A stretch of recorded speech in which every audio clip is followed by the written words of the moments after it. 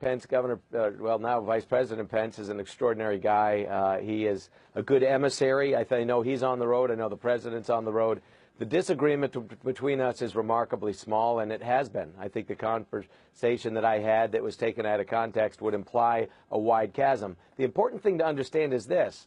There is 100% agreement, 100% agreement among Republicans that there needs to be a repeal of Obamacare. That's what people don't focus on. They focus on the differences of opinion as to how we should replace it. And I think that's the rub, and I think that's where my comments and others have been weighing in. Senator Paul and others as well. Everyone has opinions as to what should replace it. So too does the Vice President. We had an extraordinarily good conversation. I think we're in complete agreement that there's three parts to how this is going to be done. The reconciliation process, companion legislation, and then, frankly, there's going to be a lot of it done through administrative regulations and procedures.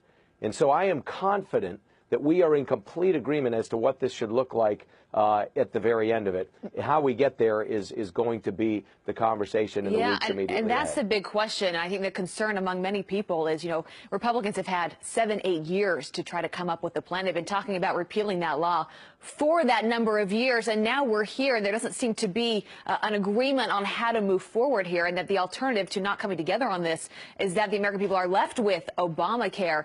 Do you think that ultimately Republicans can come together on this, and how do they do that? Because at this point, it seems like it's going to be really tough. Well, I tell you, it's interesting. If you had two people that are married, they don't agree on everything after the first maybe 6 minutes of marriage, let alone 435 grown adults in the U.S. House and 100 over on the Senate side. Of course, there's going to be differences of opinion. This is America. That's the beauty of this process, a democratically constructed process. And so to that end, I think it's healthy, it's cathartic, it's appropriate that people be disagreeing. Do I think we can get to resolution in the end? You bet I do. Because there is 100% agreement that this needs to be repealed. Failure is not an option. Right, quickly. I mean, you see it repealed. at the state level in Kentucky. What are you hearing from your constituents about what they want to have changed? How have they been personally impacted by Obamacare?